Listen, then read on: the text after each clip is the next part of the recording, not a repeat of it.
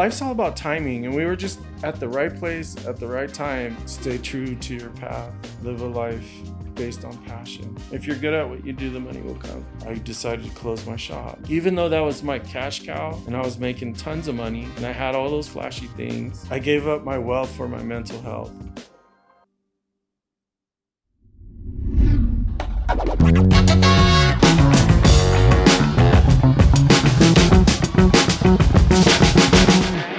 I'm here with Paco Excel.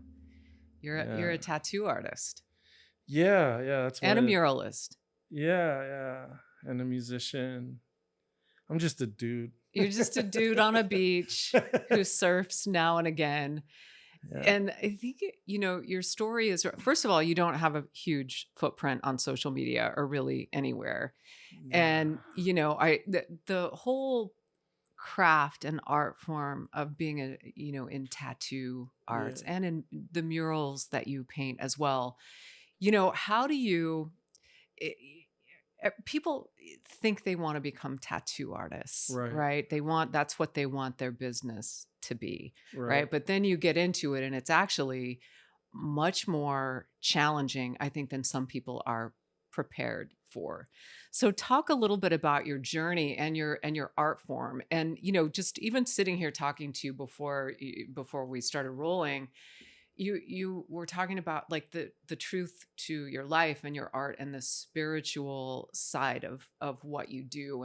And a lot of tattoo artists right now, from the research that I've done, there are a lot of people who are labeled sellouts, right? Mm-hmm. Like people who just work in volume and, not like high technology. And so like, let's talk about like how you became what you are. I grew up with cholos that would tattoo each other. And I had seen punk rockers with better tattoos than what they were getting from Ed Hardy and Bob Roberts and like these OG guys from Los Angeles. And so I didn't know anything about this world. And the stuff my friends were doing on themselves, they were using like handmade machines that were made from like a Walkman motor and a pen and a guitar string, and they're doing all this like jailhouse kind of tattoo and jailhouse style, and it had a look to it which I appreciated because I'm Chicano too, and I like that art. But I'd always be like, man, you guys are messing each other up. There's way better dudes out there you should be getting tattooed by. And so at that point I was already getting into graffiti art. I was already heavily into graffiti art. I never thought I'd be tattooing, and I started painting a mural in a tattoo shop because that was my hustle, was painting, airbrushing and doing murals and painting lowriders and painting businesses in the neighborhood and designing logos for rappers and things like that. I was in Eastmont Mall airbrushing, so a lot of rappers would show up and ask for things, and I did like people's stuff like that. And so I was just building up as much as I could. And when I went into the tattoo shop to paint a mural and I saw it was like around the first of the month and everybody got their welfare checks, they had a line all the way down the street. And I was like, whoa, what's going on here? They're like, it's like this every 1st and the 15th of the month. And I was like, you're kidding me. I'm like, and you guys just get to draw all day and on people and make money? And I was like, sign me up. How do I get in? And the owner didn't really want to teach me. He was like, no, you're going to take all my clients. I had already been painting for him like for a long time. And I was like, no, man, I just want to do art. Like, I don't want to take your clients. And then while I was painting the mural, one of the guys there was like, I'll teach you behind his back. And you could tattoo me. And I was like, seriously? And I tattooed him. And then he got shot. He got robbed and shot and didn't want to come back. And that was my opportunity. I was tattooing a little bit by then. And the owner was like, all right, I'll set you up in the apartment behind us and I'll send you all the miners. So I tattooed miners out of the apartment building for a little while till he brought me in the shop to just get my chops up. So did you learn to like your all tattoo artists have a very specific style, right? And so did you like was that how you became a tattoo artist? Was like kind of like behind the scenes training from, like it's kind of in a gray market area of Yeah. training. Like how does that work? Because now there's like you have to go to school, you have to get certified and all of the things. Like how did that work? I was a street artist, so I could do what they wanted and the imagery that they wanted to use. And I didn't really know what tattoo vocabulary was yet. I didn't know what a tattoo style was yet. I was still kind of just finding myself. And when I first got into it, I was bringing my background of graffiti art and rendering stuff in a more dynamic value of things and doing like graffiti-esque characters and stuff like that. And I could do the Chicano work because growing up Chicano, like that was already in me too. So, and that was very tattoo. But as I became more knowledgeable in tattooing, that changed. Like what? Like how did that change? We started a shop called New School Tattoo in San Jose about a couple years after I started. And I had a partner named Adrian Lee, and he was kind of into graffiti art. And so we started this thing called New School Tattoo, not really realizing what we were doing, that it would later on be called one of tattooing's prolific styles in tattooing, New School style. I just named it New School because I was a hip hop kid and there was this group called Leaders of the New School. So I kind of stole the name from them. Like, oh, we're the New School kids in tattooing. Let's use this. And we spelt it wrong, like, because graffiti writers do that or it's stupid like that. And we created waves. Life's all about timing, and we were just at the right place at the right time where we're getting sent and invited to do tattoo conventions. And at this time, tattooing was going through a weird phase. It was in the 90s, early 90s, and bikers were kind of running the scene, and they weren't really the greatest artists. And we were being brought up by these guys from San Francisco that were amazing artists, and we were emulating them. They had already started a scene, and San Francisco was kind of like the mecca of like where all the dope guys were. And there's some in New York, but New York was way more underground. San Francisco was a little bit more open and out there. You had Ed Hardy doing his thing there for a long time, and then Marcus Pacheco and his team had a shop called Primal Urge, and we were emulating them. So we didn't start anything. We were just repeating what they did, but they were doing it in San Francisco. We did it in San Jose. We blew up. We got, back then there was like Tattoo Magazine would interview people. And within our first year opening, we got an interview, and they have us like coming out of a basement wearing gas masks with spray cans. And so that was our image, right? And that's what I was running with because that's all I knew. But as I got more educated and learned more about tattooing, I learned that the old guys were getting upset about us calling our style New School style. Like we were trying to reinvent things. And that came off as ego driven. And I've always like been an honorable man, and I care about what my peers think. So I was like, all right, well, if that's what they think of us, then I'm going to learn what they do now and do it to pay homage to them and to prove to them that, no, we're the real deal here, you know? And I fell in love with Japanese tattooing, and I became a Japanese traditional tattooer after that. Wow. So just going back to the, you said that you guys really blew up, right? Like, was it your style, or was it a word of mouth? Like, what was all that. the style? Okay. And there was no social media back then either. So this tattoo magazines were the Bible of our network, right? Once you got out in that magazine and got that, then you got invites to do guest spots everywhere, and you start traveling, and I traveled the whole world. We landed up making books. We did studies of how to convince the American public to do their whole body as one piece, as the way Japanese people do. Because we were going to Japan and learning that stuff there and trying to brainwash Americans to think bigger than just a little stamp. Right. Or picking something off the wall. When you'd walk into our shop, all we had was like a little rack with our artwork on it. And back then, shops were all filled up with designs they call flash all over the walls. And we didn't have that. You walked into a house, the living room had 2 leather chairs and a rack and a fireplace. People were like, what is this? And they're like, oh, well, we have our designs on the wall here you could look at, but we could draw anything you want. And they're like, what? You can draw? I was like, yeah, we're artists.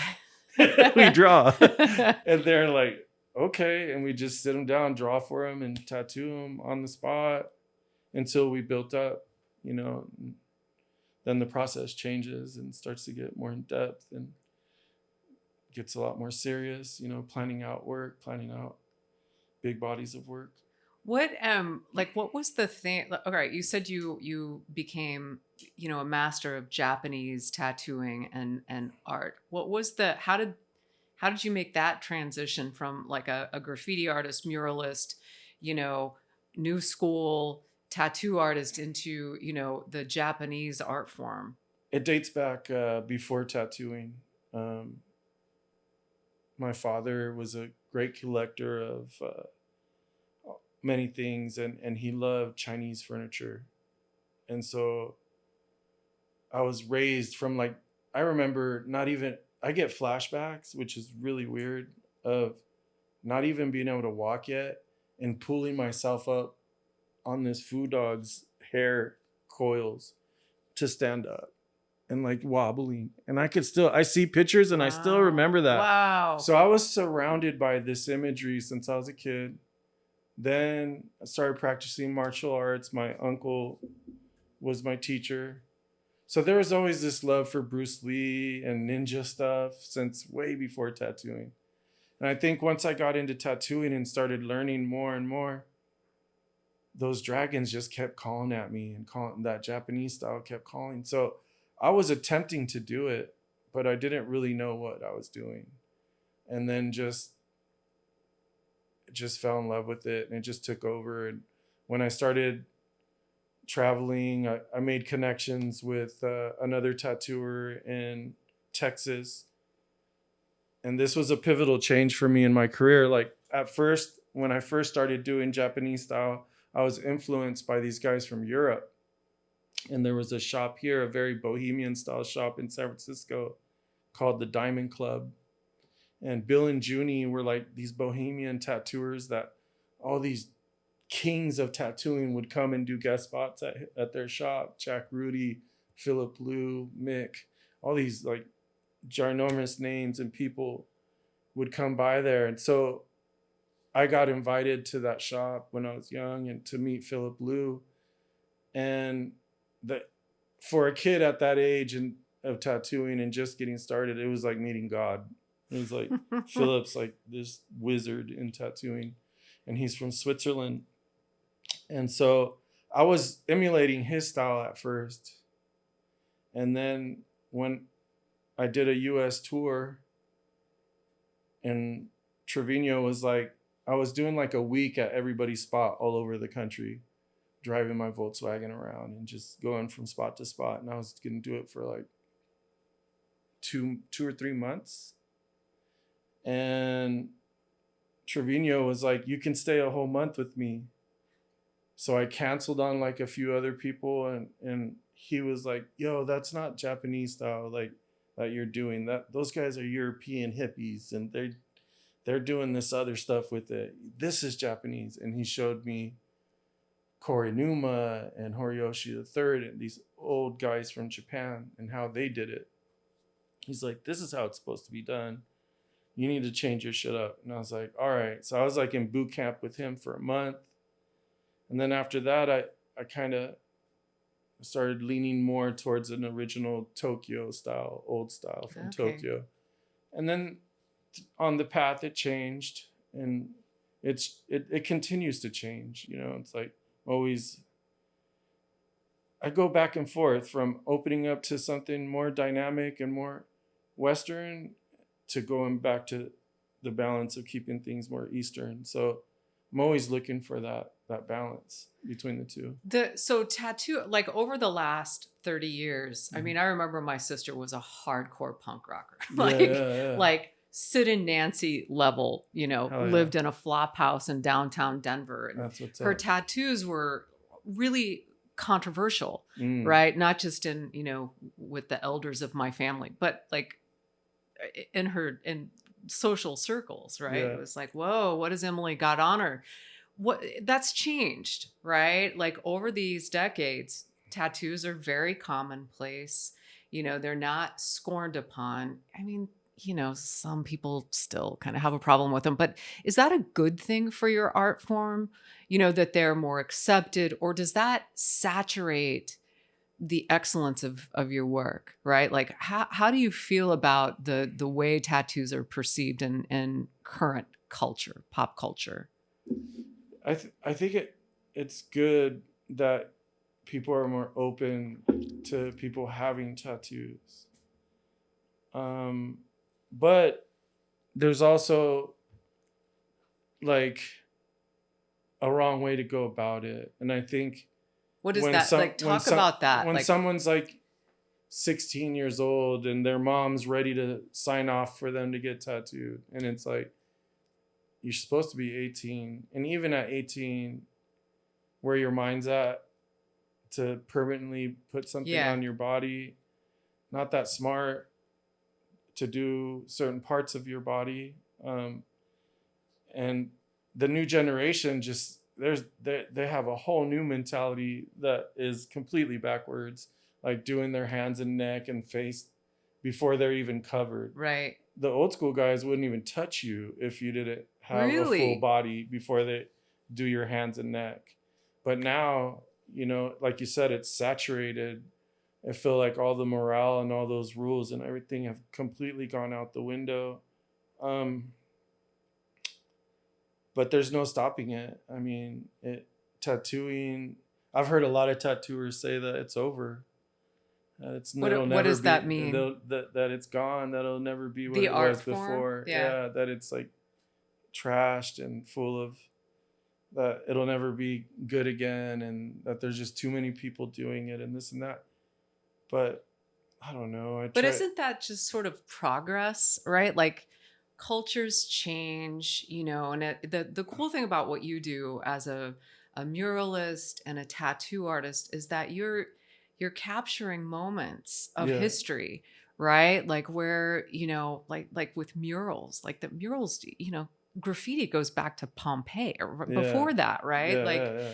So is it not like maybe the elders, are, maybe a little curmudgeonly about what's happening with the art form, and it's just part of a chain, it's just cyclical. I don't know. I hate to think of artists ever become disillusioned with, the canvas that is the human body, for what you guys do. Yeah. I think there's room for everybody. There's always going to be the type of tattooers that do like whatever, and then there's the more serious ones, and I feel like you can't get upset about what's going on. Like it's just like you said, natural progression. It is getting there has been like an influx of like artists, because it's a lot harder to make it in the art world selling paintings than it is making tattoos. Yeah. So a lot of people got into it that probably would have never tattooed before, because it's an easy really way to make some money. Yeah. And the same thing's happening in muralism. Like I've been doing murals my entire life, and there's people that had just started during pandemic that are having like amazing careers, making all kinds of money already, and they just started painting. I mean, how far is that? 4 years ago? Yeah, 5, I think. 5 maybe now, and it is what it is, It's like there's always going to be that. There's always going to be these no opportunists matter what you're that in, come right? in. There's going to be opportunists, but from your perspective, you can't compare, and you have your standards. And so like for young people, or for people who are interested in, becoming tattoo artists as entrepreneurs. How do you, I hate to use this word because I think it's insulting to your profession, but how do you not sell out? I think everybody would sell out if it was for the right reason. Yeah. What's the right reason? I mean, money. If someone's like ready to make you a millionaire, and like, people are gonna do it. Yeah. I try not to. How do you avoid it, right? Like, how do you stay true? Because I think the temptation would be to chase the money. Yeah. Right. Like, how do you stay centered and true to your art? Well, for me, money is never a motivator. I live a passion-filled life, so money's just a byproduct of living that way, and money comes and goes. And to me, I've never been too savvy when it comes to a business state of mind, and money and all that stuff like stresses me out. Yeah. So I try not to pay too much attention to that. But some people are really good at it, and they benefit. And like I said, I think there's a place for everybody. I think the work is in the pudding, and the work speaks for itself. So there's some people that are successful that don't deserve it, and that it's always going to be like that. Yeah. I mean, Andy Warhol, people hate him, for what he did to art. Right. Well, and Salvador Dali too, right? Like they were kind of sellouts. They say, but but were they? Like, how do you qualify I don't think art history would exist without them, though. Right. I think they're it wouldn't be mainstreamed, right? Like Andy Warhol was pop culture personified, right? Yeah. But kind of a sellout, right? But we need people like that. But where would Basquiat be without Andy? Exactly. Exactly. Like, he would have just stayed on the streets. Yeah. So like in the graffiti world, we have those kind of individuals as well, and I think there's a place for everyone. And as far as like selling out, like, who's a sellout, who's not a sellout? Like, what does that even mean? Like, if you're successful, you're a sellout? I mean, right? Like, I don't know. I think everybody wants to be successful. Right. It depends on your definition of successful. Right. Like, I consider you very successful, but you are not motivated toward running toward piles of money, right? No, I mean, you have different priorities, but maybe to some people, like, I don't know, it is a philosophical question. I don't know what it means to sell out, because if you're bringing attention to a niche that matters to you, and you bring some kind of credibility and attention to this, is that selling out your art? I don't know. Like, we'd have to ask Andy Warhol and Salvador Dali. I think you got to get it out there, no matter what. You got to share it with people. And I think success, like, it's one of those weird things. Like, some people, if you're successful, doesn't mean you're the best. No. So I guess success just differs, and what's successful for one person isn't for the other. And like for those trying to obtain monetary things, the material world, the plastic stuff, shiny things, that's fine. I get that. I was raised with that, and I in the tattoo world, we're very much about that. Like, I was raised around guys that are super competitive, super like, what kind of car I drive, what kind of shoes I have on, what kind of watch I have on, all that stuff. And when you're surrounded by that, you're about that, right. And then at the end of my career in tattooing, or I shouldn't say the end of my career, but the end of my shop in tattooing, I started playing music with another artist that was the extreme opposite of everybody I had been raised around. He lived in a van, super bohemian. He's a classically trained artist, went to the Academy of Art of San Francisco, has a degree and all that stuff, is an art teacher. But he's free. He doesn't have all that material life. And he's one of the most productive guys I've ever met. And he finds cheap rents. like for $500 a month. And then when he gets a little cheap rent, he's like recording every day, producing stuff every day. And then that falls apart. And then he's back in the van. And when he's in the van, he's like, all right, I'm going to the beach and I'm painting the beach. He doesn't stop. Yeah. And he had a big influence on me. And I decided to close my shop because even though that was my cash cow and I was making tons of money and I had all those flashy things that every guy dreams of, I gave up my wealth for my mental health. Yeah. You know, my monetary wealth. I wanted something else after I met him and saw his freedom. And I in order to keep this big thing that I had going, the shop that was way too big because I kept expanding, I had to have artists around me that weren't at the caliber of art that I wanted around me. And to me, that was selling out. Yeah. Like here, I'm having these guys that I would never work with because I have this overhead I got to pay. And I have all these things I got to maintain. That had to feel really uncomfortable for you. It totally tore apart my soul. Yeah. And I had to let it go because I was like, this is not why I got into this, you know? And when I did that, shortly afterwards, I was going to move to San Diego, and then pandemic hit, and things got really weird for me. And in hindsight, I'm glad I didn't leave to San Diego and try to start over out there during that time. I landed up in Pacifica, working with that guy that I did my first tattoo on. No way. I asked him for a job after I closed my shop. Wow. I was like, hey, man, I was supposed to go to San Diego. Can I work with you? He's like, you're going to tattoo with me? I was like, yeah. He's like, well, I guess. And he had just taken the boards down from pandemic. And it was really slow and sleepy there.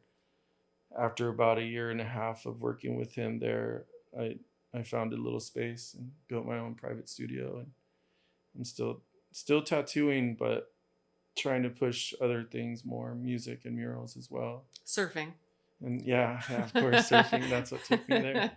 What, like for the, not just tattoo aspiring entrepreneurs, but for creatives and artists, like the path is sometimes not as clear for people who are part of creative industries and the creative arts. Like, what is your, like if the biggest piece of wisdom you can offer to artists and, the struggles that you've had, what would you say to them right now? What is your advice?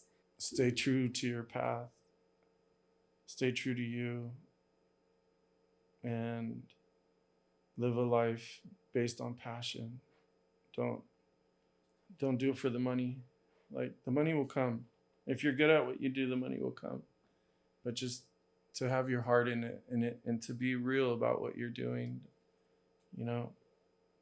just really stay true to yourself, to what's really inside of you. Yeah, I think it's really good advice. I think it's so easy, especially in this country with our culture, chasing money will never fulfill you. Mm-mm. It never will. Every time I've done it, I've ended up miserable. Yeah. Right. But when you are, true to what makes you happy and brings you joy, everything will literally, it will fall into place. I mean, it will. You'll stumble. It's not going to be easy. Yeah. But you're going to feel happier at the end of the process, I think, especially the artistic types. And if I could add to that too, like, give back. Always think about how your art can give back to the world that already exists out there, to the community. Try to let go of the ego and do it for people. When I feel like people think money makes the world go round, but I think it's people. And when you take care of people, people take care of you in return, and you'll always have what you need. Yeah.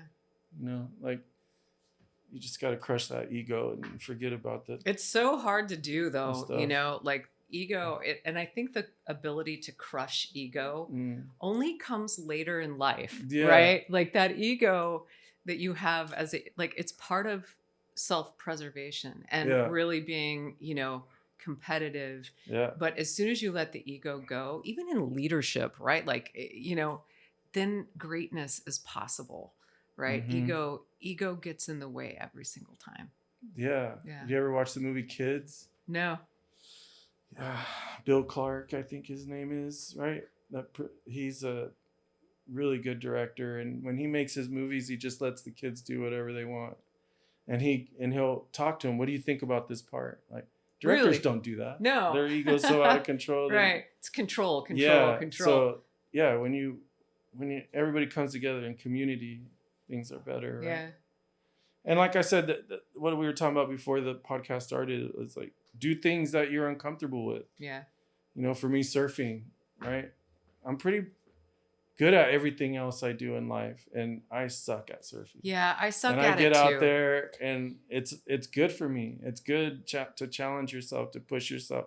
Or running. I used to hate running, and same thing. Like, you push yourself to get out there and do it. Right? Like, that'll crush the ego. To do stuff that you're not good at, that are hard for you, that are challenging for you, that you have to push through and be okay with looking like a fool sometimes, like when you first start skateboarding, you're going to hit your tailbone one day and you're going to wish you never skated.